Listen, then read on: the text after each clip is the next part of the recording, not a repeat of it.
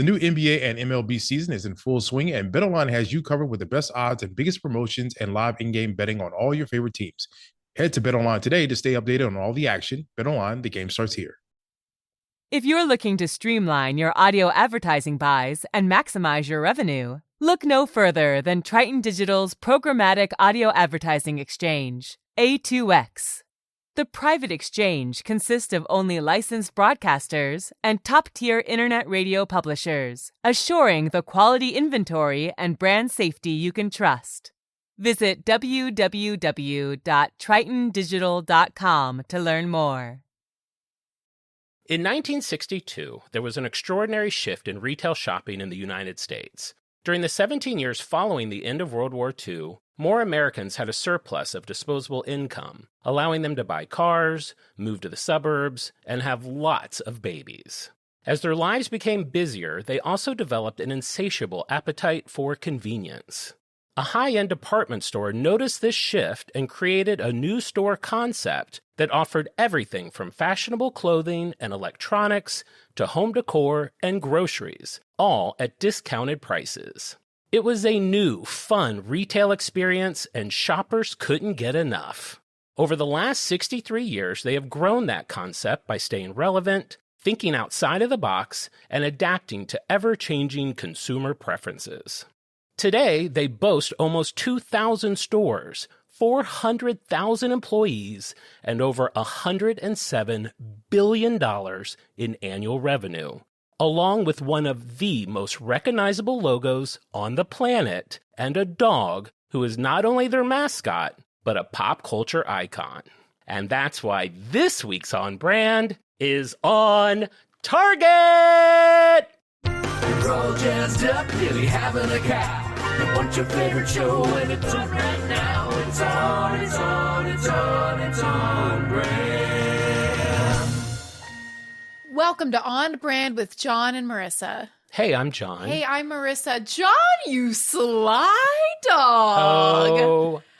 Okay. This is a biggie. I'm telling you, pull over now. I told you, I was excited. I was like, what am I going to do? What's my first one of the year? And Yeah. I've created a list. I've already got, I think, about half my shows of the year picked. And I was like, you know what? Let's go in full hog. Let's go full hog into 2025. Target is probably one of the reasons we're doing this show. It is like a Yes. legacy brand. It's a very personal brand for both you and me. Yes. It is one of the brands that's in our logo. I Yes. think this is only the second one. I've now done the O and the B from our logo. I'm hoping to get them all at some point. But yeah, it's a big one. And I learned stuff I did not know. I am so excited about this episode. It's going to be a ride. This is huge. If somebody was to ask me, what brands are you the most loyal to? Which ones are like, Trader Joe's is obviously one of them. You and I are in a Facebook group for busy moms.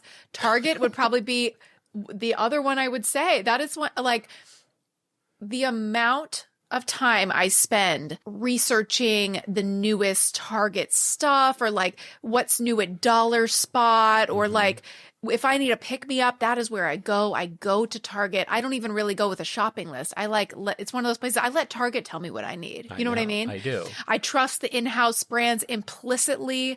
I love Threshold. I love Hearth and Hand. I We get love excited all of when it. Halloween comes around and they've got their Hide and Eek, yes, the Christmas stuff, the Wonder Shop. Wonder Shop at Christmas. The fact that we know all of this, this brand is deep in our DNA at this point. I was going to say in our DNA. It's in That's our how deep DNA. it is.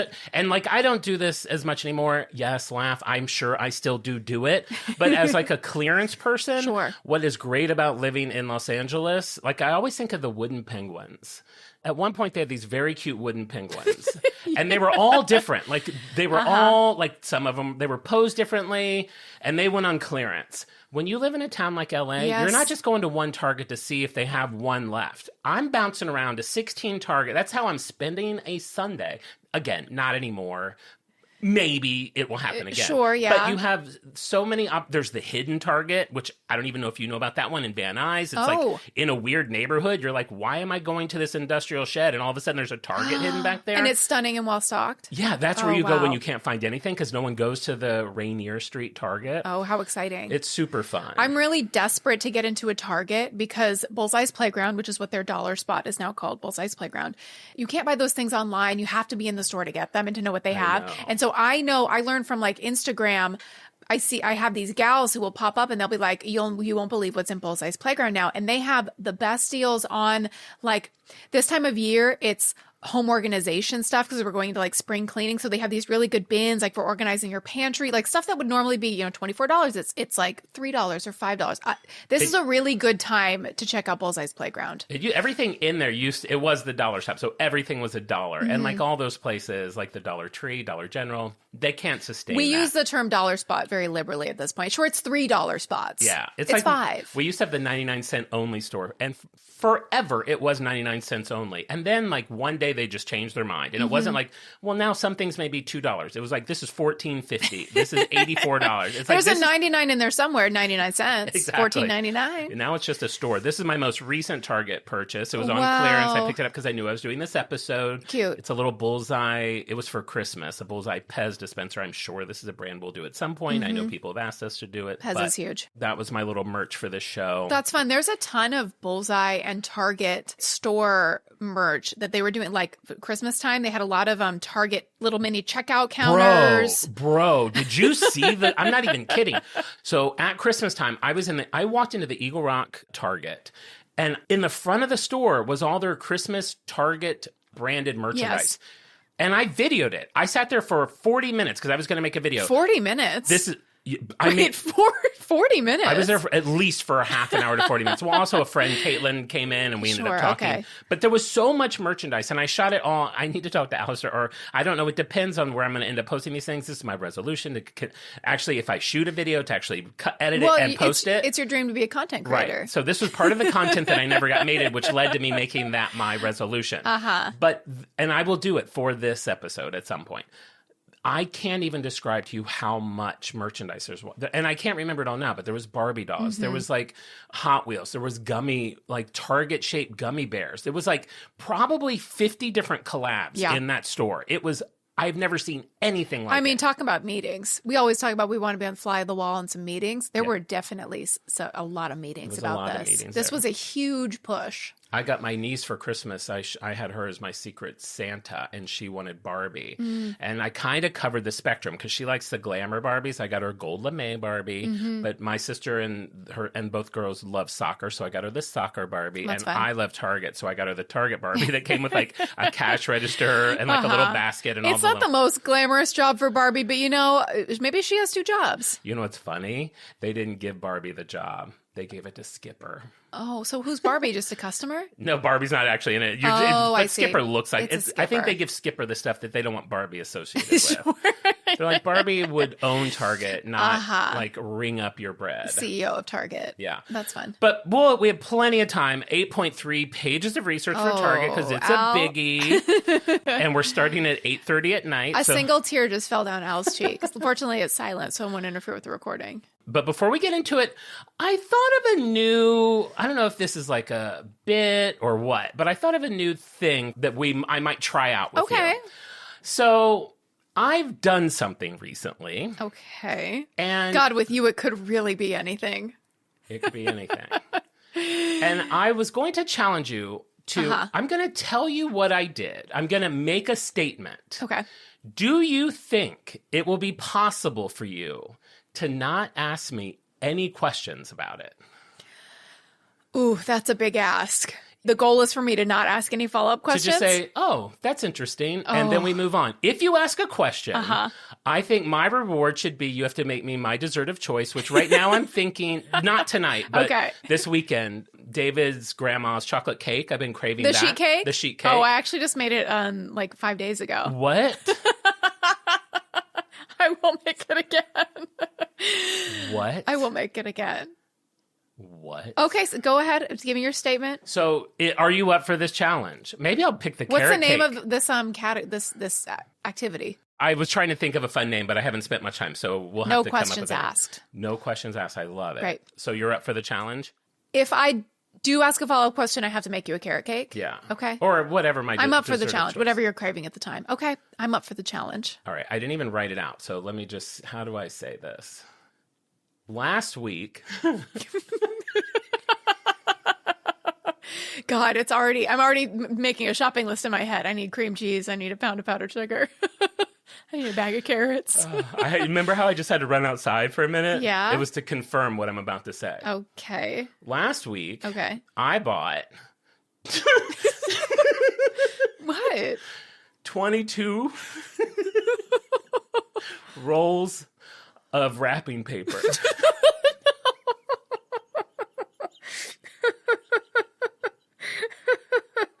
So now you can either say, that's interesting, what's next? Or you can ask a question. Do you see a world where it's you and me playing this game in front of like a studio audience and they're all shouting out like Price is Right style? Ask a question, ask a question. Yes, I do. And how many questions? For every question I ask, I No, have to, it's to either make we you move another on, cake. move on, or we explore it. You know what? Can I I think I can make it to the grocery store tomorrow. I need a block of cream cheese, a bag of powdered sugar. I need carrots. I need cinnamon. I need eggs. Okay. I think I'd probably be good. Jon, why? Why? I mean, honestly, I went to Target Okay. to get milk. I still don't like that we buy Target milk. I gotta say, there's something about, I used to get Trader Joe's milk. For some reason, it gets a weird sweet smell much quicker than a Target milk, which probably is healthy and what it's supposed to do. Yeah. Target's, I can go like a month without that weird sweet smell. I don't like that. So that's why I get the Target milk. So I went to Target to get milk. Uh-huh. And you know, you're walking around as you do at Target. That's why we're doing this show. Sure. And I came across the woman packing up the remnants of Christmas. Oh, that's the a Wonder sad Shop. sight. Yeah, that's a sad sight. And mostly what was left was wrapping paper. So I picked one up, a really cute one, and scanned it to see how much it cost. 30 cents. 30 cents. Oh, wow. Okay. Cut I to bought me. Target wrapping paper. I swear. I was kind of shocked at the price. It Yeah. was really cute. It was double-sided. It was high quality. Some of these were double-sided too. Quite thick. You might not know that there's a quality difference with wrapping paper, but based on my Target wrapping paper, I hadn't bought wrapping paper in a while, and it was high-end wrapping paper. Yeah. Yeah. They've got some collabs with some good brands. So Okay. 30 cents. All of a sudden, 45 minutes, I'm sweating. I bought so much wrapping paper that I took one of the cardboard boxes that they display the wrapping paper in. Okay. In my head thinking, straight to storage. Like, I'm not going to need this for a while. This will go into the storage unit. Yeah. Everyone listening will be he's going to storage. They're so excited that something new is entering the storage cage. Every time you say storage, they do a shot. They're like, So, yeah. And then what really cracked me up, while I was doing it, I'm never here for Christmas. I very rarely wrap a Christmas present We in know that California. you don't read your Christmas cards until March of the following year. You don't decorate for Christmas. You don't get a tree. I don't think you wrap gifts, really. If you do wrap gifts, and you've said this on pod, you prefer an unconventional wrapping like a Trader Joe's bag. I do. So what are we doing, Jon, with 22 rolls of wrapping paper? Great question. I'm picky about wrapping paper. Like, it has to be a very cool design. Okay. Or, modern or fun. Looks like you would get it at West Elm or something. I tried to find as many as I could that did not seem overly Christmassy. That were either just a fun stripe or a dot or something. So I got as many of those as I could. How many Christmas gifts or gifts in general, I would say, do you wrap per year, do you think? Well, the thing is, I do wrap a decent amount, but always in Ohio. And I just use the wrapping paper my sister and I already have at her house. Of course. So this was not really clearly a purchase of necessity, but 30 cents, come on. How do you land on 22? Because I could see throwing 3 in your cart and being like, wow, like 90 cents. I have like 3 rolls of wrapping paper. How do you keep going and get to 22? Hi, I'm Jon. Have you met me? It's just so... That's like the core of who I am. It's so much. It's so much. I told my friend Christine, and the look on her face almost made me not do this segment. She was like, what? Like, couldn't comprehend it. Then we had a game night. I told 2 more people. They were like, yes. Susan was like, of course. Why didn't you buy 100? They want me to open up a pop-up wrapping paper shop and either start charging people to wrap gifts or sell the rolls at a profit. Resell the rolls at a profit? Right. Is it Tori Spelly's mom that had a wrapping paper room? It was. Yeah. It was. Well, you need a wrapping paper room. So I can't wait till I have my carrot cake this weekend. I will make you a carrot cake. Hi, this is Chris Howard, host of Plugged In with Chris Howard. BetOnline is the world's most trusted betting platform and your number one source for all your sports betting action. BetOnline has more ways to stay in on the action with the latest odds, news, scores, even live in-game betting while the games are being played. With the largest selection of odds on everything from Major League Baseball, NHL, and UFC, and professional golf, BetOnline remains the number one source for all your sports wagering info. In between games, head over to the BetOnline's casino with all the top Vegas-style games, including poker and live casino. BetOnline, the game starts here. Jon, when you came over, I asked, just, trying to catch up, have you had any altercations with any fast food employees since I've seen you last? Right. The answer is yes. The answer is yes. I wouldn't say it's an altercation. Oh, maybe a riff? An event. No, there was no fight. And were there any events at fast food restaurants? Okay. So I went to Del Taco. God, it's so dumb. We already had a Del Taco story. I went to Del Taco on Taco Tuesday. What's Taco Tuesday? Good deals? I thought. Uh-oh. So at Del Taco, they always have a little cling on where you pick up your food at the drive-thru window. Come on Tuesdays or Thursdays. Tuesday, we do a taco deal that's 3 tacos for the price of 1. Thursdays, it's chicken soft tacos, same deal. Whatever. You go those days, you get a little deal. I've never done it, and I've gone there a million times. I'm always like, oh, I should go there one of those days and get that. Of course. I happened to be there on a Tuesday at the time that I knew that was happening. Yes. And I pull up, and I was like, hey, so do you guys have a thing on Tuesday? She's like, yeah, we've got our 3 mini tacos for $2.79. And I was it's a good deal. Mini? Oh, mini. I was like, well, I don't want mini. I was like, I thought it was full size, normal size tacos, 3 mini tacos. Who wants that? I was like, do you have a deal with full size tacos? She's like, oh, yes. Oh, I was like, oh, great. Then why don't I just do that? Let me get the 3 full size tacos and a quesadilla. There's a couple people in front of me, and so I have to wait. And so then I get up there, and then she comes out. She's like, that'll be $12.50. And I'm like, what? What's the deal? Where's the deal? What's the deal here? She's like, oh, I gave you a deal. I took 50 cents off of the 3 tacos. And I'm like, 50 cents? I had, just to preface this, one, I don't have a ton of money coming in right now. So I'm a little... thrifty with my money. I mean, you're expecting a deal. I'm buying 22. Oh, I thought you were going to bring up wrapping paper. Right. Yeah, so I'm looking 22 for a rolls deal. of wrapping paper. You're really on a budget. So before I went to Del Taco, I kind of thought about all the restaurants and how much it was going to cost me. I wanted to spend $6 to $7 on dinner. Yes. So when it was $12, Del Taco's not good enough to be $12. I agree. 3 tacos and a quesadilla should be 50 cents. Quesadillas, the ingredients are so cheap, I feel like a quesadilla should be nearly free. A tortilla and a sprinkle of cheese. Yes. So I'm in it for 12. And I was like, oh, I thought there was a deal. She's like, oh, I took 50 cents off. I was like, oh, this is still more. She's like, well, I gave you a deal. And I was like, I don't know. I don't want it. I just drove away. What about the cars in front of you? There was no one in front. I was at the window now. Oh, you're at the window. It took me a minute to get to the window. So she has your bag and she's about to hand. And then I'm like, then I just feel like such a dick. And then I'm like, but I'm not spending $12 at Del Taco unless I'm getting some really good special some thing. asada. Yeah, not a 3 Don't they tacos. typically tell you the price before you She pay? didn't. Oh, okay. I will say there was a tiny bit of a language barrier. So, I mean, I should have forced but I will say I did think that. It's like, who else isn't given the total before they pull up? This is what my life is. This is what these are the cards I have been dealt. So I do this for all you to experience them. Swerving around town with a car stuffed with wrapping paper. Yeah. Just trying to find a deal on some tacos. I wonder how small the mini tacos are. I mean, a normal taco's not big. I mean, if you're looking, you could get 6 mini tacos. Then I'm just paying you know what I did? I went to Taco Bell. I got 2 things off of their value menu. I spent $6. It was delicious. I was full. Everyone's happy except the woman at Del Taco.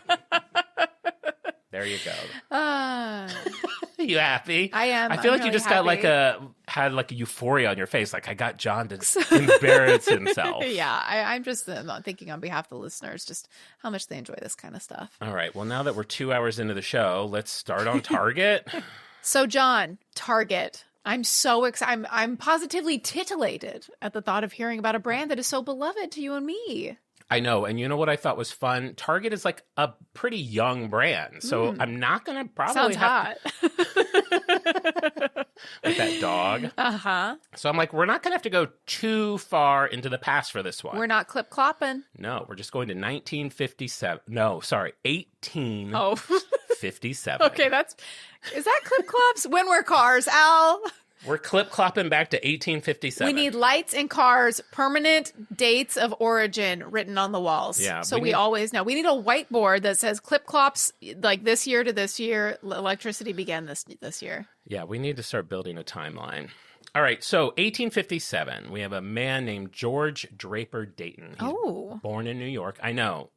Kind of a hot name. It's a hot name. He's not hot. Oh. He's attractive. Okay. And he stays attractive for most of his life, but I wouldn't call him hot. But he's hardworking. He is definitely very hardworking. We like that. We find that's hot. That is hot. He grows up in a very religious household. He wants to be a minister. But as he is getting ready to go to college, his dad kind of steers him onto a path of business. He ends up moving to Minnesota and gets a job in banking. He settles in a town called Worthington, Minnesota, with his wife, Emma, and their 2 kids. And it's this really underdeveloped area. It's like bare land. And he feels like it's just like this town is just waiting for something to do. He sees like a blank canvas. He's like, I'm imagining a tiny Starbucks.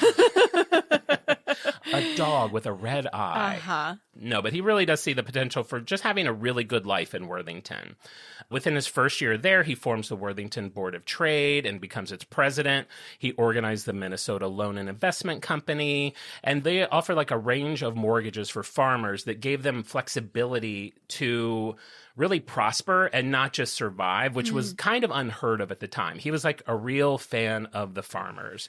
He was the first person to provide the farmers with seed corn so that they could have corn to grow and build up the land. Wow. And through the bank, which he ended up by this point owning half of, he helped pay for 100 apple trees to be planted in the town. So he a regular Johnny Appleseed. Exactly. So he like literally was helping to grow the economy and grow physically the town of Worthington. That's great. Now, there's this weird little quote in here. I did not understand what this meant, but I felt like it was worth sharing. I can decode it. Okay. Da Vinci Code. I mean, maybe it is just face value. Dayton allowed farmers to pay for their mortgages with hay or half of the money for cream each month. I don't know. Okay. So cream's twice as valuable as hay. Okay. So they can just bring in hay or... So if your landlord says like, okay, your rent is, well, let's see, you've lived there for a while, $650 or half that worth in cream. And I think you should try that. So you have to give me 600 bales of hay or 300 bottles of cream. Exactly. Okay, great deal. I love it. So he becomes like a Worthington legend. He ends up being the president of the YMCA and the school board, which he helped build the school. Wow. He's an organizer of the Worthington Improvement Association. He stayed very involved with the church. He's on the church board. He teaches Sunday school. He's a church clerk and a trustee at the Westminster Presbyterian Church. And they say that the town of Worthington improved significantly during the time that he lived there. From 1883 to 1902, he was there for about 20 years. The population grew from 995 to 2,400 people. Okay. So, you know, and they give him a lot of credit for that. He's a busy bee. Busy bee. So September 5, 1895, the church burns down. And they didn't have money to rebuild. And I'm also a little confused with these details. I've read a million stories about it.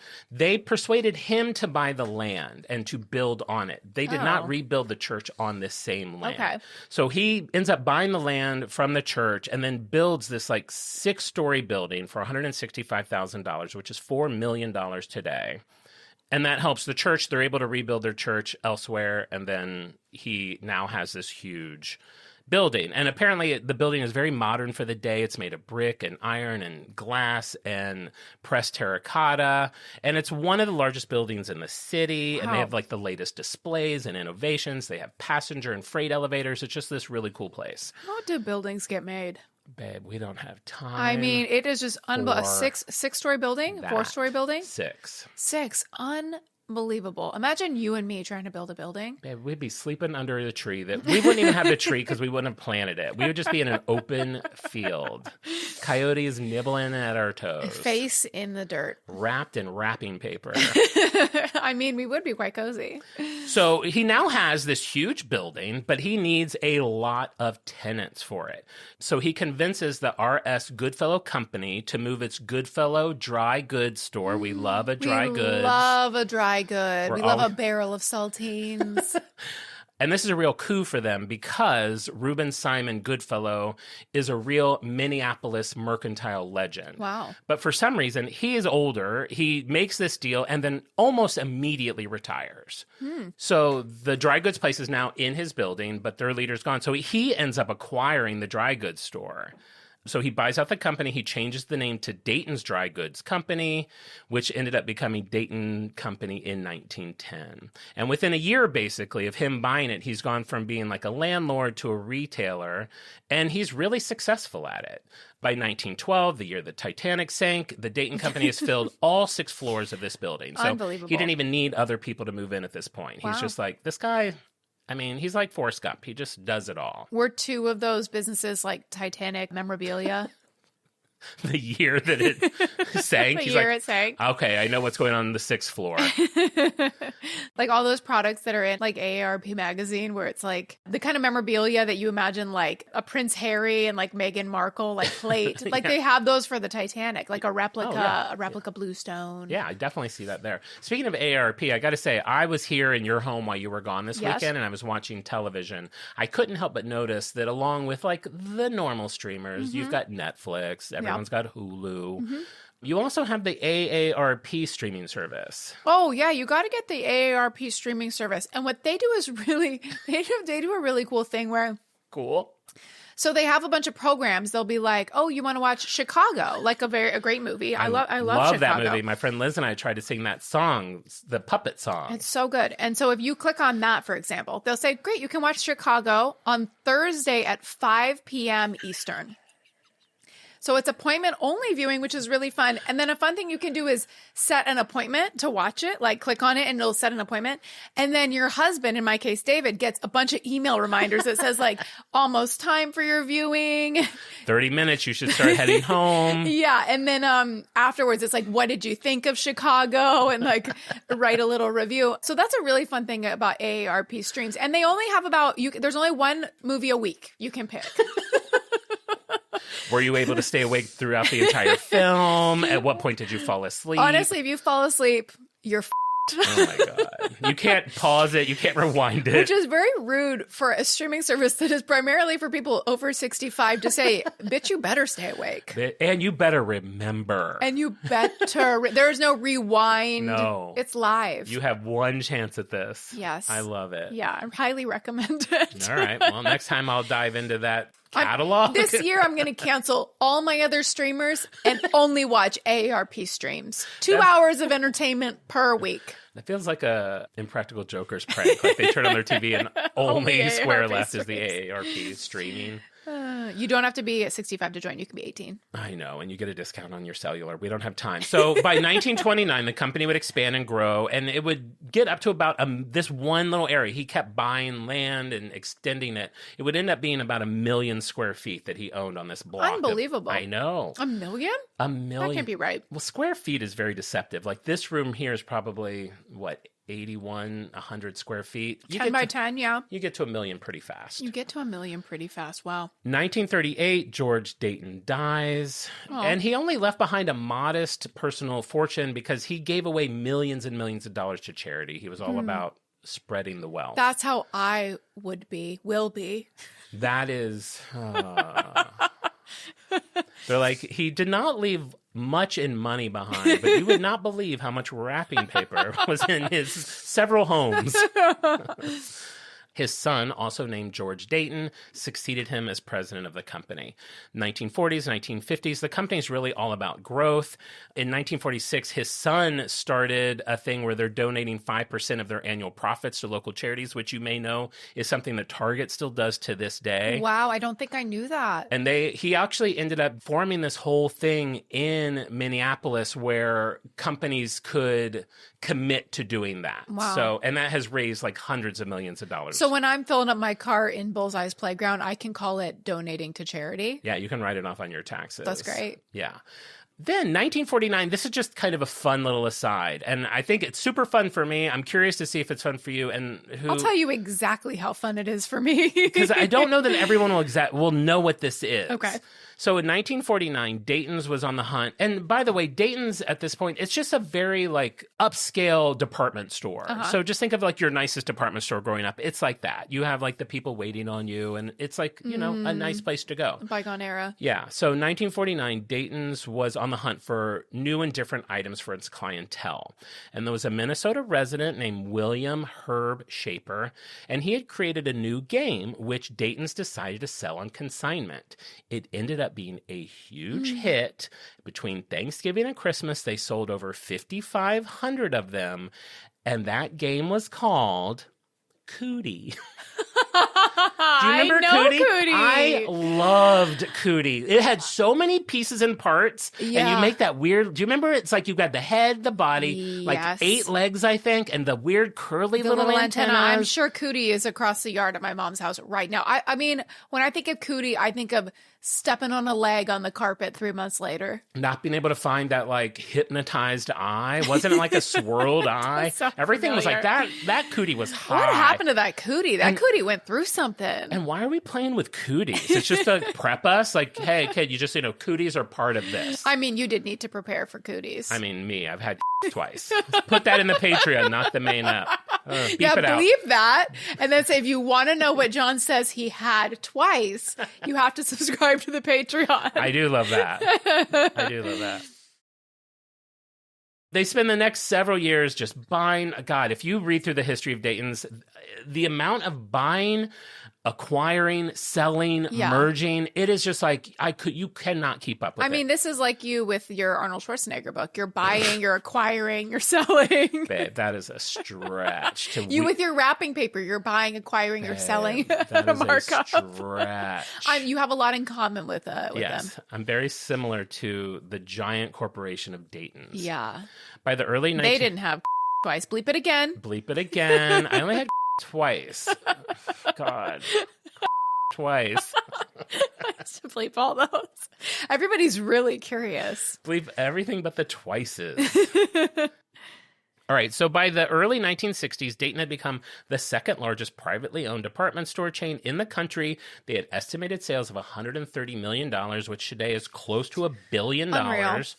And like I said, it was a traditional old department store. And the company started to see, like I mentioned in the open, kind of a shift of where consumers were headed. And they had the foresight to seize the opportunity to give them what they thought they wanted, which was lower prices, mass merchandise in a convenient and friendly environment at discounted prices. Okay. And now I'm going to give you my usual disclaimer for this because, as we know, as much as you want to joke about it, I was not there in 1961. No one was here at this moment. Okay. But this is how I think that this probably played out. Sure. So it's May 9, 1961. It's a cool evening and What? I'm just already laughing because it's so stupid. All right, so it's May 9, 1961. It's a cool evening in Minneapolis.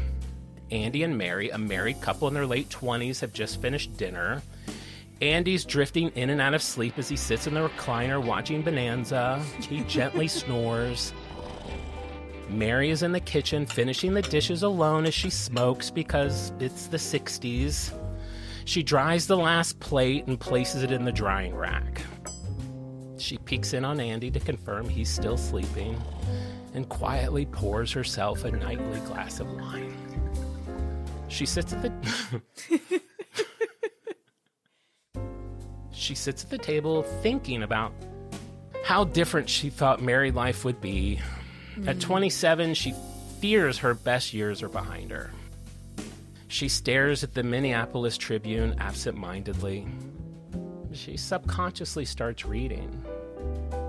The Dayton Company is planning to introduce a new kind of mass-market discount store. Now, Mary loves to shop, but they don't have extra money for that, she thinks to herself.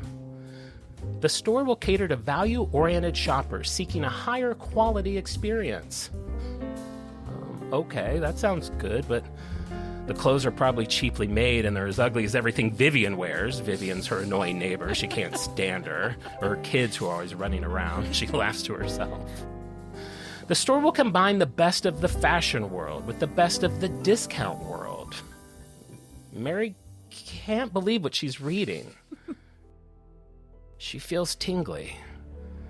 It will be a quality store experience with not only the finest merchandise at discount prices, but also a discount supermarket too. In fact, there will be over 75 departments in all. Mary's toes curl. Shopping at the new, unnamed store promises to be a fun, delightful, and welcoming experience for the entire family. Yes. Featuring wide aisles. Her breath quickens. Easy-to-shop displays, fast checkouts, and loads of well-lit parking. Mary comes.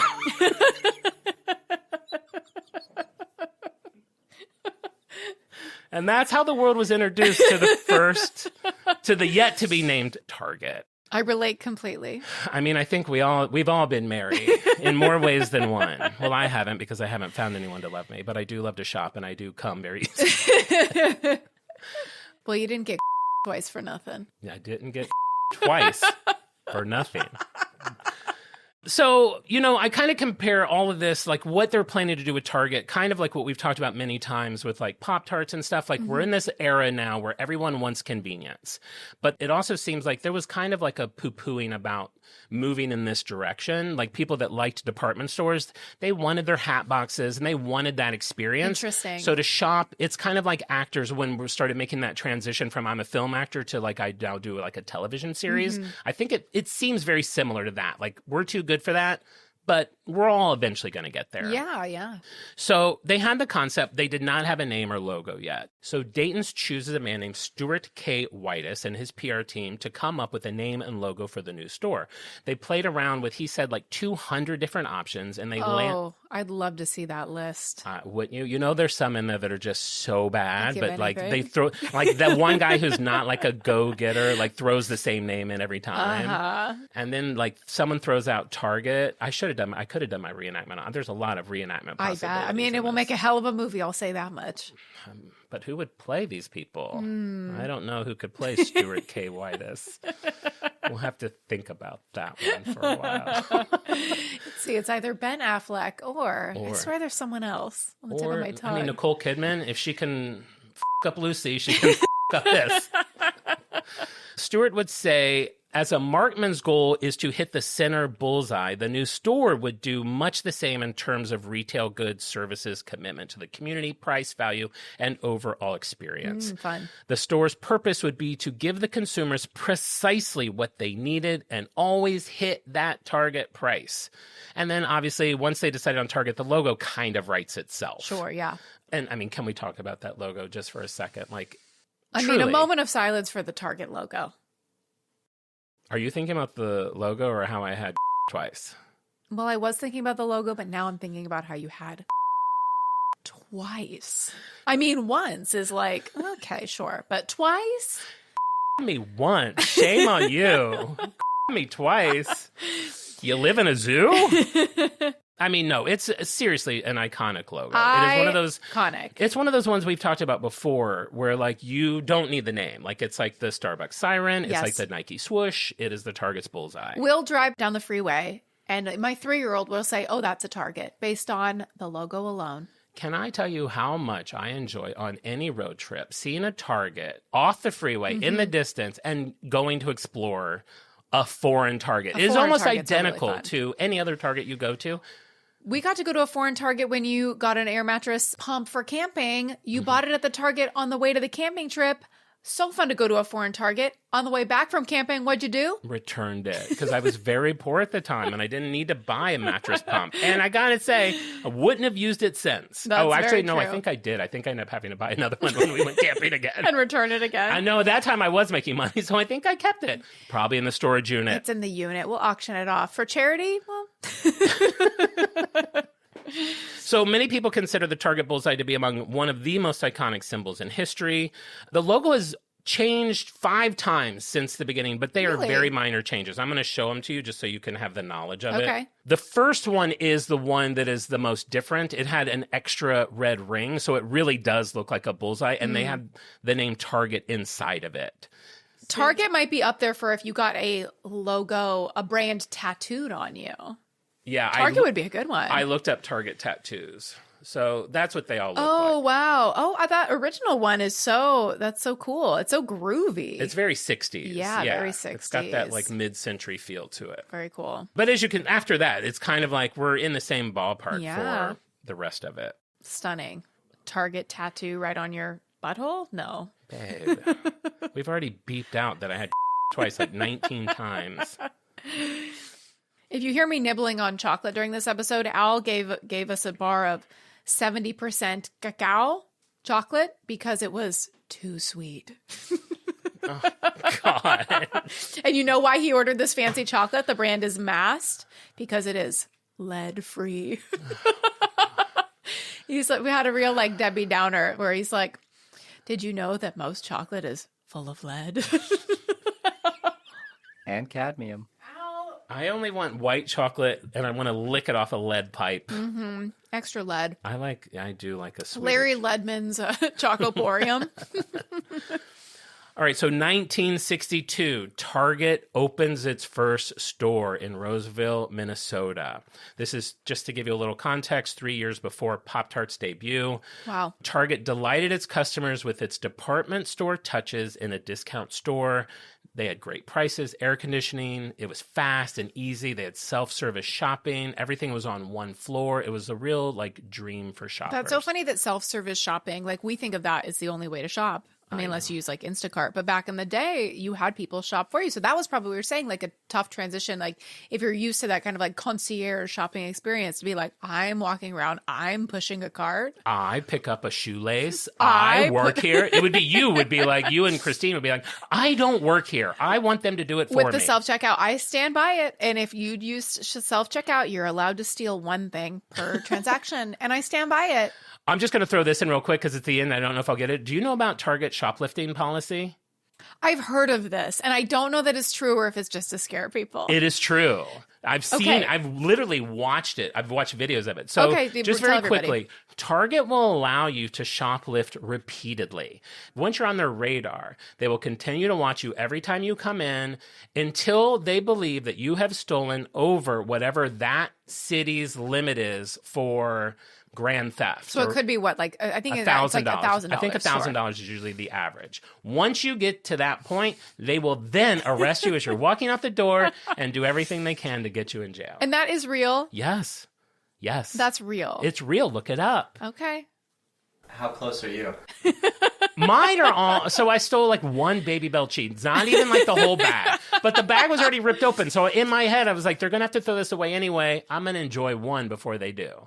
I did it with the Burt's Bees too. They had one was missing, so I took the other 4. These were years ago. Sometimes maybe a Kinder Egg falls into my cart, and maybe I don't go, like if I've already checked out, I'm doing a return.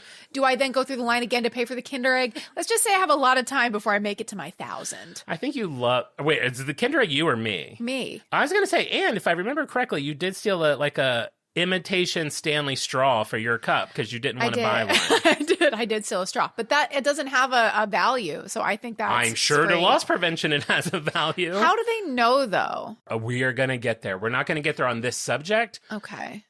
I'm just going to say You can't steal. Remember from there. these words. They know. They know about my straw?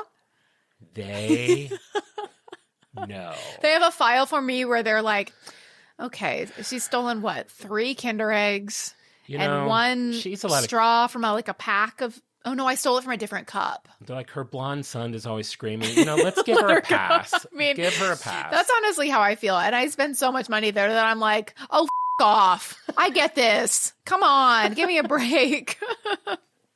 Yeah, we all have a little pass. I think everybody should get a $20 annual shoplifting budget. God, I used to be in high school. I was a pretty bad, good shoplifter. The thought of it now makes my heart I don't want to I want to be a good boy. I don't want to break the law. We get our thrills elsewhere. If I do it by accident, or if I find what I believe is a legitimate loophole, that feeling goes away. Like an open pack of Baby Bell cheese. Or Burt's Bees lip balm. Okay, so this is one of the craziest things I found in my research. So Target. It's 1962. Clearly, people are hungry for discount shopping. I'm going to walk you through the year 1962, and when I am done, you're going to think I'm kidding. I am not. Oh, I'm so ready.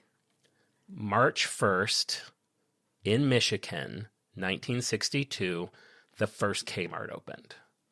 Okay, wow. May 3rd, 1962, in Minnesota, the first Target opened. July 2nd, 1962, in Arkansas, the first Walmart opened. Wow. September 12th, 1962, in Wisconsin, the first Kohl's opened.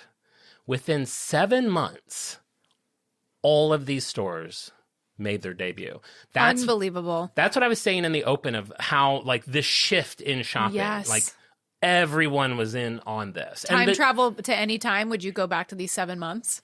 I'd still go back to the first Big Mac. I think that's a more important piece of history because I want to know how thick those burgers were. I mean, you could have that. This could be your perfect day. Yeah. You get an old school Big Mac. You go to the first Target. Buy some Star Wars toys. You bop around Walmart, Kmart, Kohl's, Target. Yeah, just spend a year in 1962. Honestly, there's your documentary. Wow. There's your documentary. Unreal. You wouldn't have had yet? I definitely wouldn't have had twice yet. What set Target apart from all those stores back then and even now, even though Kmart is no longer with us. By the way, can we say goodbye to Party City and to Big Lots? I honestly, the Party City is really hitting me hard. Not me. I thought that store was disgusting, and I thought Big Lots was too. Let's just say I am not at all surprised that they are leaving us. I mean, I went to Party City once a month, and here's something you won't like. I get the emails. The day after it was announced, that morning, it was huge blowout sales. Everything must go 50% off. Yeah. 50% off. That's it. 50% off. Oh, don't you know how Where's closeouts my work? 70? Where's my 80? And then gradually, the final thing I got was 60% off. I don't think we've crested 70. I don't know if they're in bankruptcy or not, but when a store goes into bankruptcy, it's no longer that store anymore. It's owned by a bankruptcy bank. So they raise the prices to what, the fake prices that they never were anyway, and then make them have, it's such a scam. But we'll talk about these closures more off-brand. All right, now let's plow through some dates. 1966, first stores outside of Minnesota opened. They opened 2 in Colorado. By 1970, sales reached $200 million.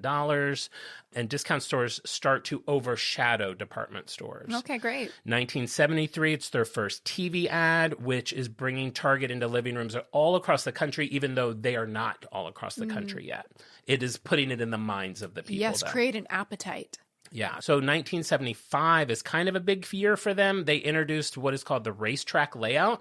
And I never knew that's what it was called. But then as I started to read about it, it is what Targets are like today. It's basically one giant aisle that goes around the entire store that has branch off aisles that you go down for each department, and it gives them a lot more places where they can display products. They have all those end caps. Interesting. Instead of a grocery store where it's Aisle. vertical aisles. Wow. Which they do say at grocery stores you are also supposed to just go around the perimeter because that's where all the healthy stuff is only in the perimeter. You've got your fruit, your meat, your breads, your dairy, and then once you get in the aisles when you start to get all the processed riffraff. food. I remember Jamie Oliver saying that about 15 years ago. He said you only shop on the edges of a grocery store. What happened to Jamie? I thought the he Naked was, Chef. I gotta say, Jamie Oliver, I would have been willing to get 3 times. I gotta say. He was cute, and I liked his little sloshy accent.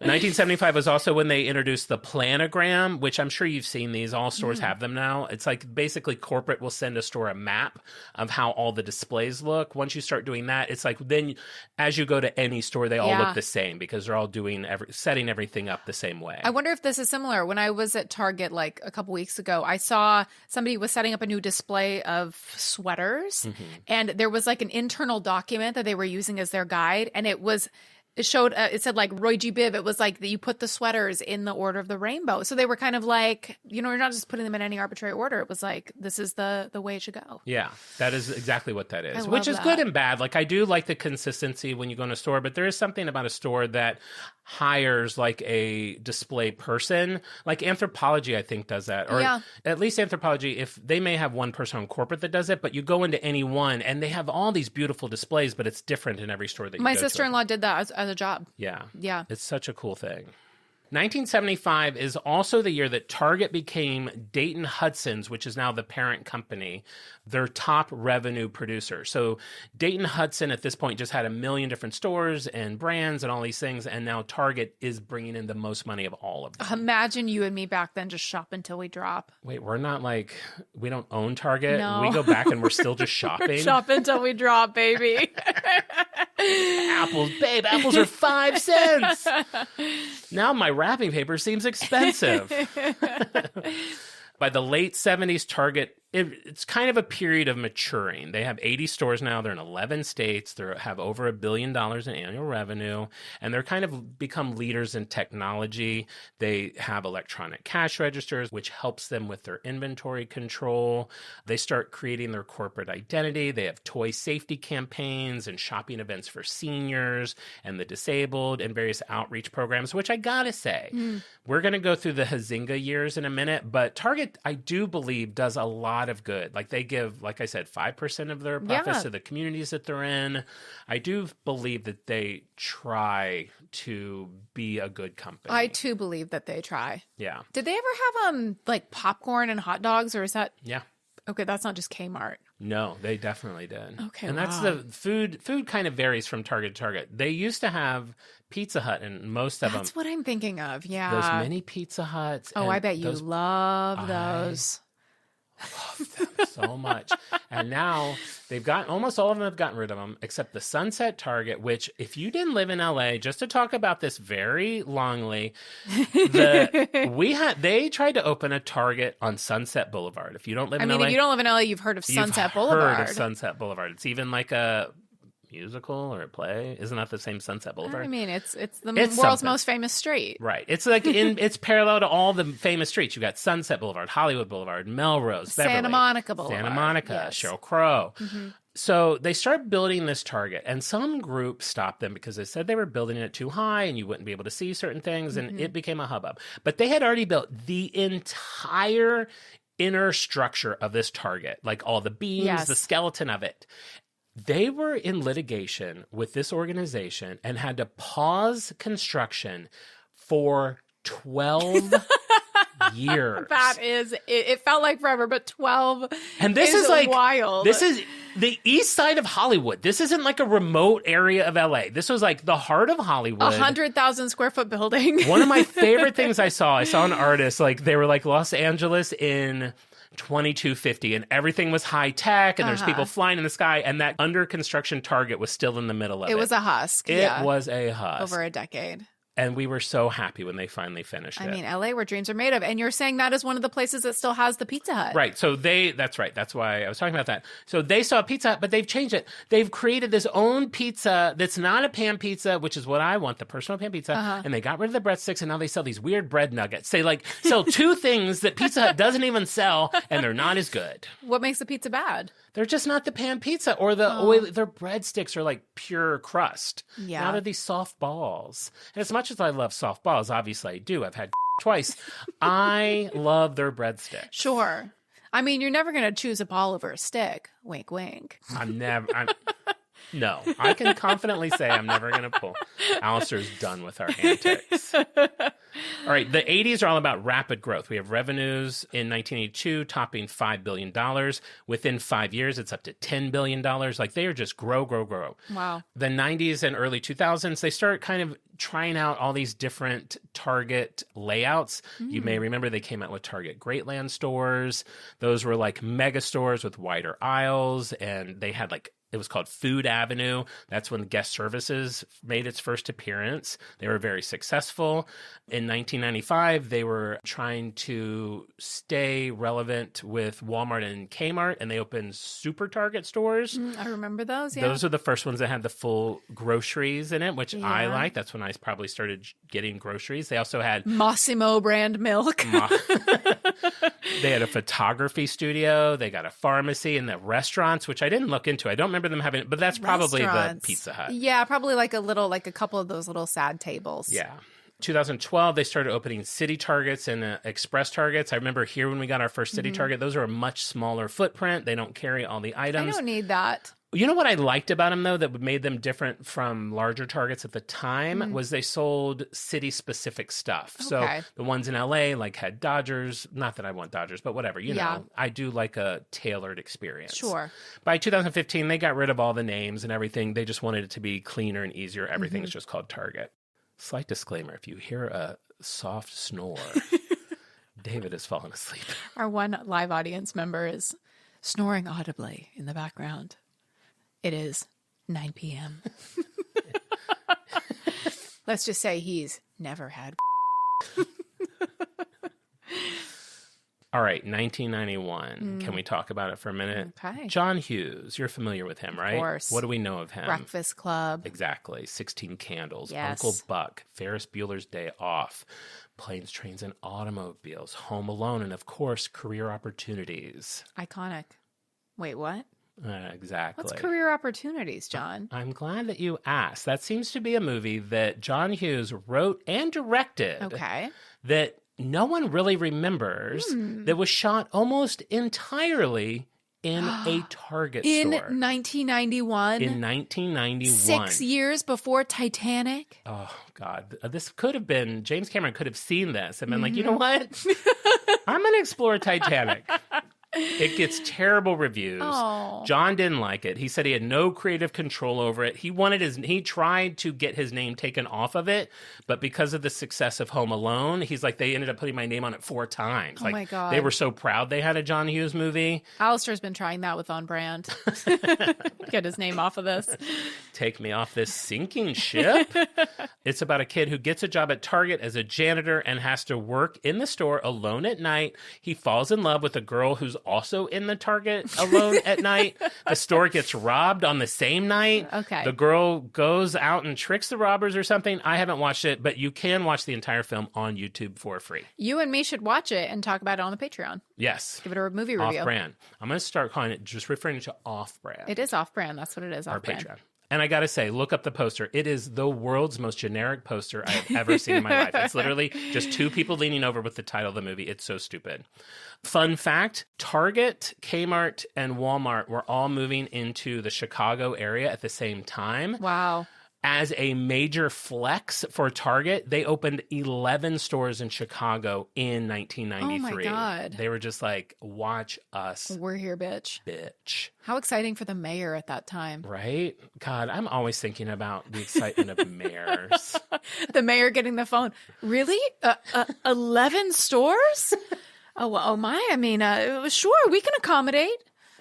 He hangs up. What are we going to do? What are we going to do? What are we going to do? What are we going to do? He's sleeping with his mistress. 1996, I'll go through this one quick, even though it is kind of a cool thing. The Washington Monument was in major need of restoration. It had been 110 years since its construction. So Target joined that effort to help them, Okay. I know, restore it. They bring in Michael Graves. Are you familiar with Michael Graves? No. Okay, you will be. So they bring in Michael Graves to help restore it. He has all these unusual approaches. He has steel scaffolding that are covered with like gleaming lights. He's like very cool guy. So this starts this relationship. Why is Target involved in this? You know, companies I like know, they have this the money to do it, and they feels want to do weird. good. So this new relationship with Target and Michael Graves is really the beginning of Target's whole discount luxury that I feel like is when I kind of got into Target. This is when all the collabs started to happen. And Michael Graves, I'm sure you would know his one product. So he was hired to create this exclusive line for Target. And he had become famous in 1985 because he had won an industry award for a tea kettle that he designed for a big Italian firm called Alisi. And he charged $140 for this teapot in Italy. He makes the Target version of it for $40 and it just flies off the shelf. Like, We people love are that. like, it's what it's really kind of is at my core. Like, Have you bought one on eBay? I have one in the storage. Are you kidding? I do. Are you kidding? I do. When did you get it? Only like 3 years ago, because 3 years ago they had an anniversary. No, 3 years ago or a few years ago, they Okay. had an anniversary of whatever it was, 30 years of collabs. So they brought back several key pieces iconic pieces that they had sold over the years. And I went into Target and they had that teapot. It's super cute. I gotta see it. It's got a little twirly thing. So when it gets hot and starts to boil, I think there's a little bird that spins around. It's like super 90s and that's cute. cute. Yeah. Don't. No. I want to see it. Well, I mean, you'll have to get into that storage unit. Is it deep? That's everyone. No, I know exactly where it is. Okay, great. Dig it up. Find a pic. So, over the years, they've now done collabs with Diane von Furstenberg, Isaac Mizrahi, Philip Stark, Jason Wu, Marimekko, Hunter, like millions. The list goes on and on and on. And I do feel like that is now kind of what they have become famous for. They had a big pickleball collab. Target bet big on pickleball. I think it was fall of last year. And they had a huge, I think it might have been with Penn, like the tennis ball company. Oh, right. They had a big pickleball collab. Quit saying the big. What is like collab with like pickleball clothing, paddles, balls, shorts. I thought I knew what you were talking about, but I think I'm thinking of another collab. They also had a very preppy collab last year. In the last 2 years, it was very cute, but it was more like rugby stuff. It looked very like collegiate. They try some stuff. Yeah. They try stuff. Now they do collabs and they have like time drops and they expect them to sell out and people they tell you when it's going to drop online. I mean, the Wicked stuff was out of control. Babe, they had signed Wicked albums, which I didn't find out about until later that night. And I was so mad. You were going to get a signed Wicked album? Yeah. Do you like Wicked? Yeah. I have the signed Wicked CD. Oh, yeah, that's right. I wanted the album. So yeah, they're all about a good collab. 1999, Target built the Target House for St. Jude. As I'm sure you're familiar with St. Jude, it's the premier center for research and treatment for pediatric cancer and other childhood diseases. It's in Tennessee. So Target built this house, which is kind of like an apartment-style building close to the hospital where families can stay for free as children are going through their treatments and stuff. It sounds amazing. really nice. They have like a kitchen and laundry and game rooms and all that stuff. That's great. Yeah, it seemed like a really lovely thing.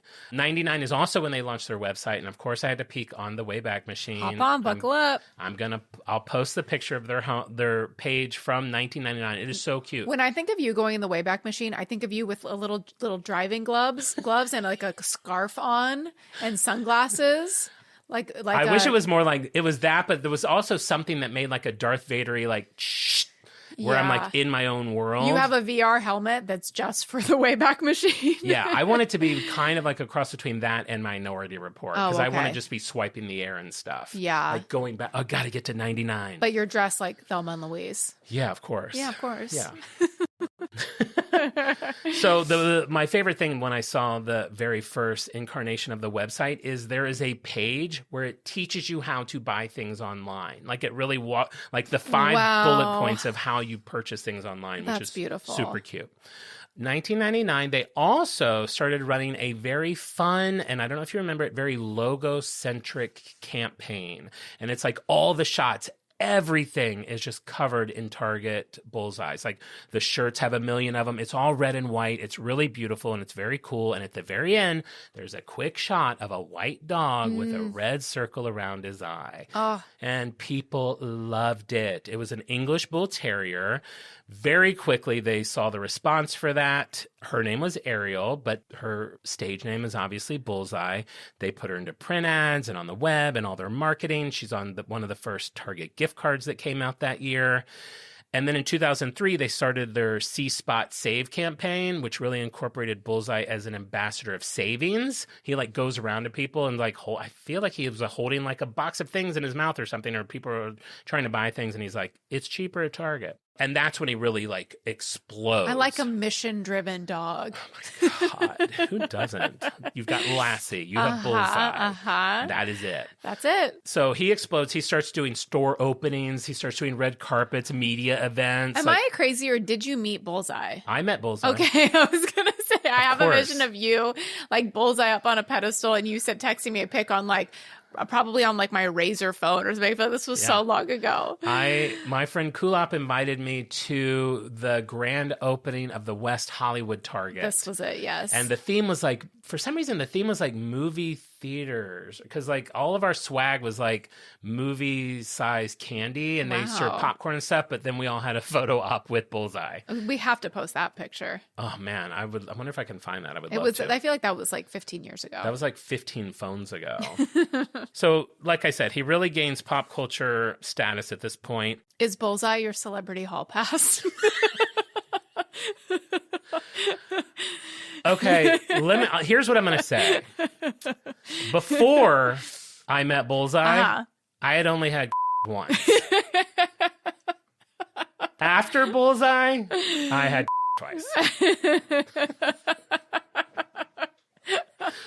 2006, Bullseye is the first dog to be immortalized in Madame Tussauds Wax Museum. That's really cute. I mean, who doesn't want to see a wax dog right next to like dog. Britney Spears in a mini skirt?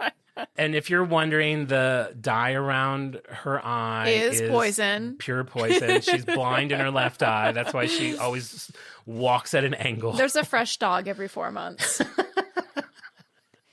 Target has really mastered cloning processes with this one. No, it's vegetable-based. It's purely non-toxic, wipes off easily.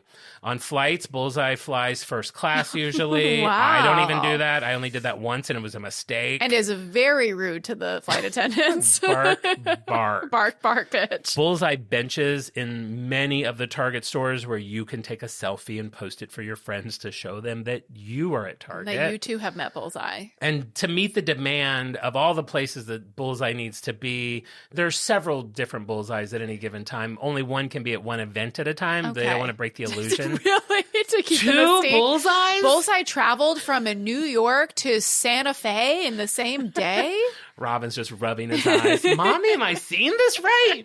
Two? It's Santa Claus logic, so it tracks. It takes about 6 months to train a Bullseye. A couple of things that they have to be able to do, is what? sit still for hours while being photographed by hundreds of people and not scratch off their eye makeup. Jesus.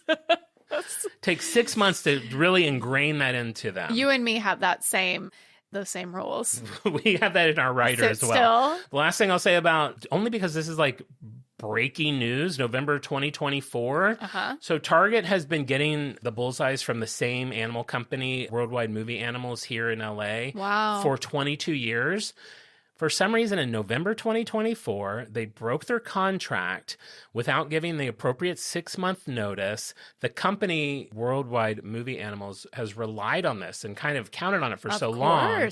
They missed their giving notice by 3 days, and they sued them for breach of contract for like $700,000. Wow. Target has said they are still keeping Bullseye as a mascot, but nobody knows why they've ditched this company of 22 years. Are they not using live Bullseyes anymore? I think they are. Maybe they're not. They Maybe found they're a not. cheaper pooch? Maybe it's AI now. I don't know. So Wow. I'm sure over 2025, I'm sure some new article. is gonna I'm come out. calling that a Hazinga. I want to meet a live Bullseye. I love that you say that, because we are teetering on Enter the Hazinga years. I didn't technically put this next thing, which to me is the biggest thing of the whole show. Okay. In Hazinga, because I don't know that it is, but yes, that probably is a Hazinga. I call it. So this next little part that I'm going to talk about, I'm going to give a lot of credit to the New York Times. Okay. They did a lot of in-depth research on this. I'm pulling a lot of research from them, so I want them to have credit. Do you have a paid subscription to the New York Times? How do you get it? I have a stolen one. Which, it's so weird that you bring that up, because I told a friend about it today. I was like, I've been stealing this subscription of New York Times for 13 years. And in my head, every time I get a new computer and I log in, I wait for it to say that it doesn't work anymore, but it does. And then I picture them getting an email saying like, New York Times has been logged in on a new device. Yeah, or finish the article you started, The Shocking History of Bullseye and his role as mascot in Target. And they're like, I haven't been reading about Target. The reason I love the New York Times subscription is because it allows you to go into their time machine and pull articles from their beginning. That and is as a cool. nerdy researcher, I love having that access. And that's why it's worth $6.99 a month. Babe, I mean, once we get off-brand going, maybe I'll buy my own, but not until that one runs out. That won't even buy you 3 tacos these days. Okay, so this next part, it's kind of crazy. It's a little bit impressive. It's a little bit up. It's just all over the place. So as we all know, we live in a world where we assume we are being watched and listened to. Apparently, they know I steal. We have cameras on us. We have phones listening to us. We have Alexas. We have Siris. We have traffic lights. Just everywhere we go, yes, we're being watched. 2002, Target hires a man named Andrew Pohl. And he's hired to get insights into consumer habits in hopes of expanding sales. Very normal. Of course. Every company wants to grow. A lot of his job is basically connecting dots. So let's say a customer has kids, you're going to send that customer toy catalogs. Someone buys a lot of music, you're going to let them know when headphones and speakers are on sale. Pretty straightforward stuff. Then his job becomes a little more nuanced. John likes single Baby Bell cheeses. But yes, he does. But did you see that last week he bought 22 rolls of wrapping paper? This man's an enigma. We can't crack this case. Do you think that was for that one cheese? So his job becomes a lot more nuanced, and he starts targeting customers when they are vulnerable. Oh. When are consumers vulnerable?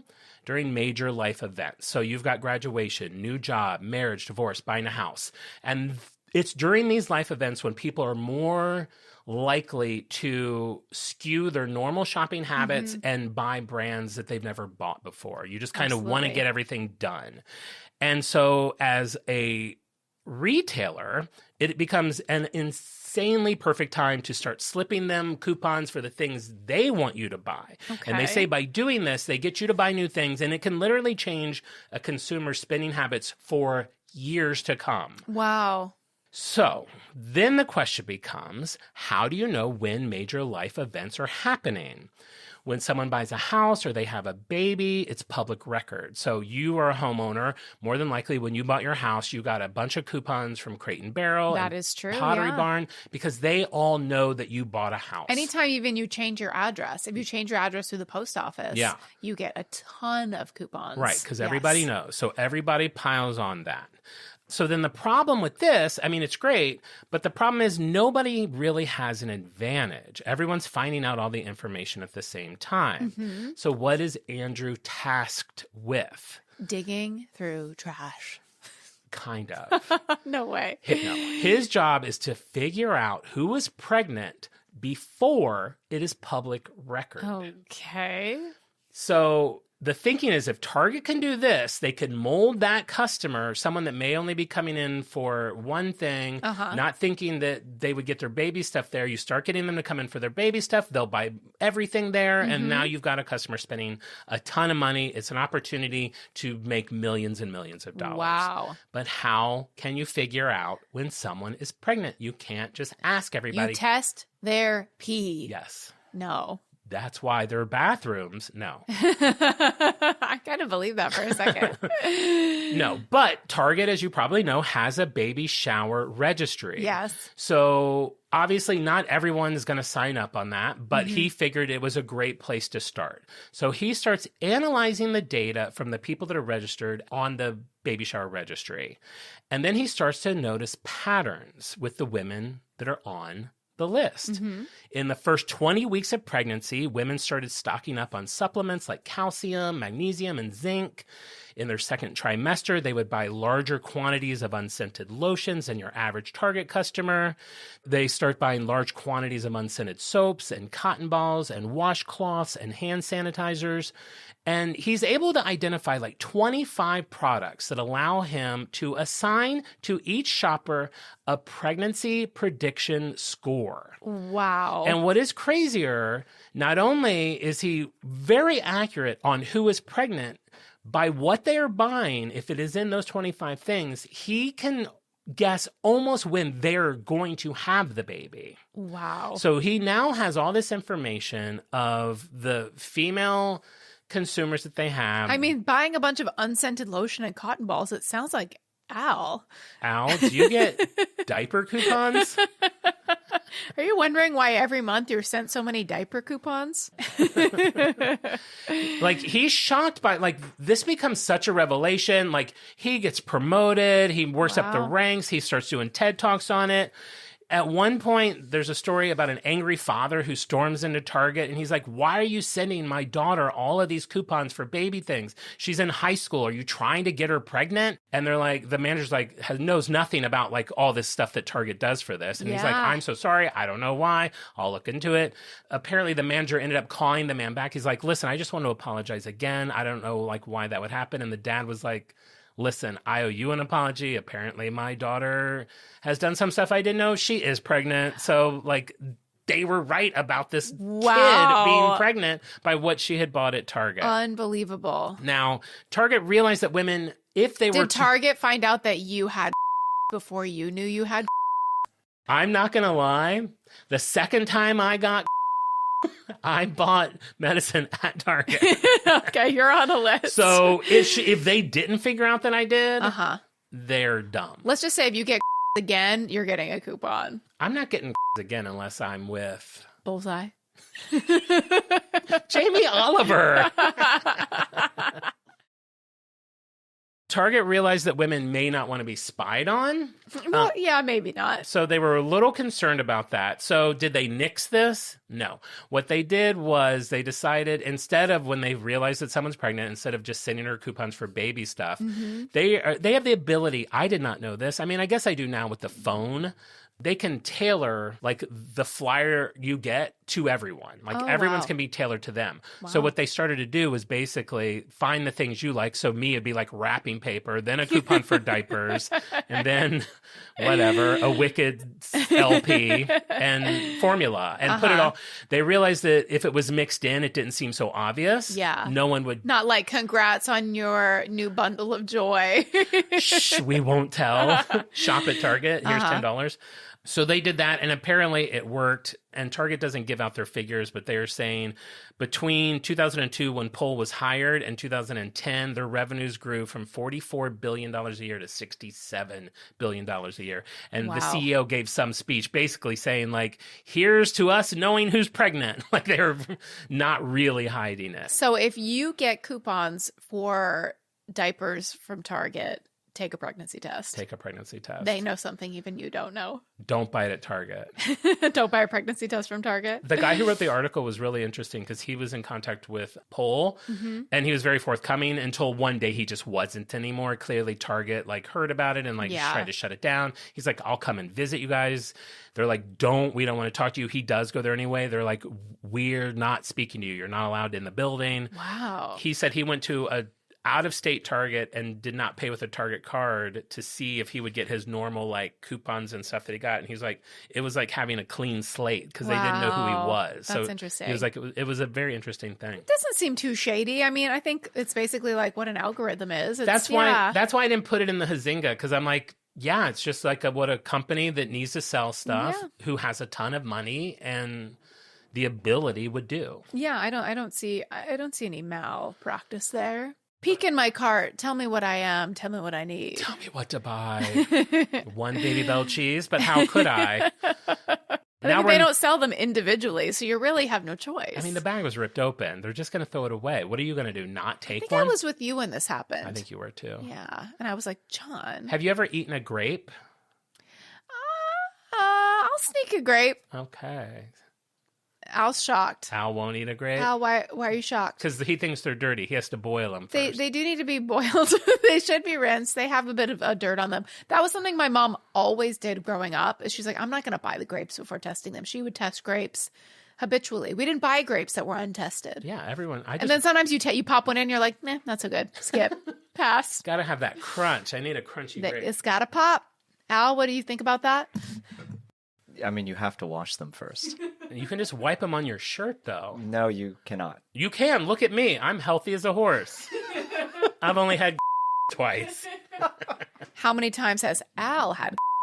Al probably hasn't even eaten crab. All right, now we got the Huizenga years very quickly. 2013, I'm sure you remember this, the data breach. Do you remember that? Oh, yeah, this sounds familiar. It was like one of the largest retail hacks in retail history. Hackers infiltrated Target's network and gained access to their internal network. 40 million credit and debit card numbers, 70 million customers were affected. I remember being affected by this. And they sent you a thing like, we'll pay for your like whatever for a year. And I was like, honestly, Target, I don't care. How do you hack? Babe, Can we you can't imagine? That's not even for off-brand. That's for a different pod. I'm curious. If you're listening and you're a hacker, write me a letter. Tell me what you do. Yeah, a snail mail. So that was Huizenga 1. Then they had their expansion plans into Canada. They opened 133 stores in Canada. Yes. They spent $2 billion or something crazy. It lasted 2 years. Why did it not work? I don't know. It's crazy how stuff like that happens. It's so No one in Canada weird. wanted it, and they just shut her down. It is so bizarre. I know, especially when they have such steady growth and success here. What is going on? If we have any Canadian listeners, weigh in. I'm curious. What don't you like about good deals and cute stuff and wrapping paper at a premium discount? Do you want to expect less and pay more? Because we want to expect more and pay less. And then the last Huizenga I'll throw in from 2013, Target accidentally offered a plus-size dress. Uh-huh. The color, manatee gray. Manatee gray. I mean, just say gray. Well, apparently they had several products that do come in manatee gray. This one was not supposed to be called that. It was just supposed to be gray. Yeah. But people really did not like that. So it wasn't like a plus size exclusive color. No. Okay. No. It was I do believe, an honest mistake, but I feel like someone giggled knowing that it was, someone knew. Someone knew. Someone knew. I mean, manatees are a lovely shade. They are, but They are. a plus size person may not want to be referred to as a manatee. I'm also just Manatees- imagining it in that fabric, that like really clingy fabric. Yeah. Yeah. But I mean, manatees are very sweet. They're so sweet. They're And so cute. loving. Believe it or not, 2018, Target opens in Vermont. That is the final state they need to be in all 50 states. That just happened in 2018. You, me, every Target in America. There's our on-brand movie. We should redo the John Hughes movie. Uh-huh. I love that idea. 2020, COVID. I gotta say, COVID and Target, they figured it out. You love the curbside. The pickup. drive up at Target is perfection. Would you like a Frappuccino? I wasn't planning on it, but sure. Well, that came later, but that is now a service now. Basically, you order whatever you want at Target. You hit a button on your phone that says, I'm on my way. They can now track me. I don't care that they can track me. Al doesn't want them to track him. I don't care. I say, I'm in a blue hatchback. I pull up. There's been times I pulled up. They're already outside waiting for me. Dude, don't you feel like Mariah Carey? Yeah, because I'm singing. I can do the whistle note. You roll down your window, they throw it in. Since then, like you said, they've added Starbucks. You can order Starbucks. And what I've heard they've just started doing and testing out, curbside returns. Curbside returns. Oh. They've changed the game on all my this. God. You don't have to get out of your Wow. car. That's huge. That's pretty much it. It's a couple of fun facts. The giant red balls are in front of every Target. Why are they there? So you don't drive into a Target? Yeah, that's the only reason. So cars don't drive into a Target. They are cute. They are cute. They're fun to sit on. Last fun fact. Wits and wagers. What year did people start referring to Target As Target? 2002. Precisely what I would have said. What's the right answer? 1962. No. Since the year they have opened, people have been referring to it as Target. No. Mind blown. Wait. Because it was a fancy discount store. Wait, so people like earnestly, because the way we refer to a Target now is you're kind of like being a little playful. You know it's not upscale, so you're kind of putting a little high-end spin on it, like to make it sound fancy. Back then you're saying they just didn't know how to pronounce it. They assumed that maybe it was a fancy store? No, I think it was sort of the same thing. Like they knew that it was like, it's nice, but not as nice as the department store, but nicer than probably maybe Kmart. Got it at Target. Wow, I am beyond shocked. I hope you pulled over. Otherwise, 10-car pile up. Well, I was doing... Oh, I thought you were talking to me. I was doing this research as I was driving down the 5, and luckily I had just pulled over. I know. If you haven't pulled over, please do, and soak that in. Sachet Target. Unbelievable. Oh, my God. What a marathon. I'm not sweating that bad. Oh, here, you can see. I'll show you this before we log off. This is the Wayback Machine with instructions on how to, like, online shop. Oh, my God. I love the way websites used to look. I know. And everything was so tight together. It's like a major corporation, too. Unbelievable. So cute. And that's it. I mean, we don't even have to go through the rigmarole. I'm sure we're over on time. It's on brand for both of us. We love it. It's huge. It's hugely on. It might be. It's in my top. It's in my like Mount Brandmore. It's on my, oh my God, our Mount Brandmore. I love that. Now, I will say, there are times when I'm over Target, but even when I'm over Target, I love Target. Like, I mean, if I say, if you're over Target, you just went to a bad location. You just need to go to a better one to reset. Yeah, and I didn't go into it. Maybe we'll go into this off-brand.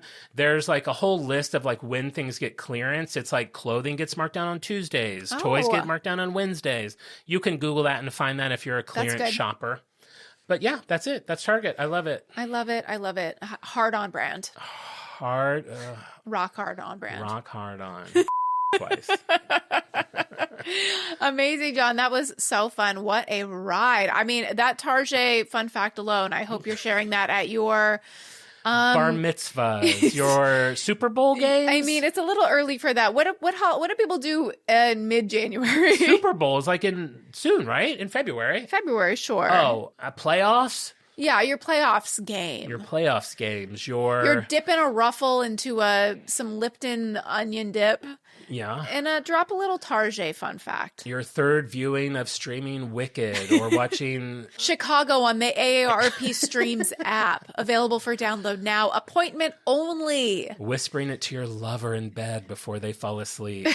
Target. Target has been around since 1962. That's amazing. Target in my mind is the same as Vajayjay. Like they're both like hand in hand. Ew, came out at the same time. No. Like as far as origin. Like around the same era. Okay. All right. Well, before we go, I want to give a few shout outs to all of our lovely freaks of the week. If you don't know, every Wednesday on our Instagram story, I post an Insta Egg, which is a puzzle that lets you guess what our brand is going to be for the week. If you guess it correctly, your name gets added onto our Wheel of Freaks. I spin that, and we pick 5 freaks of the week. And this week, those freaks are Ronnie, Melissa Bowden, Sammy Havens, Erica V, and Liz Davis. So congratulations. Thank you for everybody that plays the Insta Egg. We had so many people play it this week. This was for Cracker Barrel. Pretty easy puzzle. Target's pretty easy too. But we really appreciate you playing it and keep doing it. And you can be Freak of the Week. And while we're giving shout outs, I want to give some shout outs to some lovely freaks who left us 5-star reviews on Apple Podcasts. Michelle78954 said, I love this show. Getting caught up from December of 23, so enjoying the full catalog. That's amazing. Nate Lyles says, you'll laugh and you'll learn. Wrote us a lovely review. Hi, I'm Lisa, says she looks forward to it every week and is obsessed with learning about new items in Jon's storage unit. Well, you got one this week. A signature teapot. And soon, 22 rolls of wrapping paper. I mean, maybe 21. Maybe keep one at the house. That's a good idea. If you haven't left us a 5-star review on Apple Podcasts, please do that. I got to say, we haven't had a new review in a little while. We're catching up still, but we're due for some more. So if you haven't done that, please do that. It helps with the show. As we've said, it's a morale boost. This is a hobby. It's very meaningful to us on a personal level. Check out our Instagram at OnBrandThePod, TikTok at OnBrandThePodcast, where you can play Jon's Insta Egg game. Very fun. Comes out every Wednesday. And with that, we'll be back next week with an all-new episode. And remember, we may go off topic, but we will always be on brand. Bye. Goodbye. brand.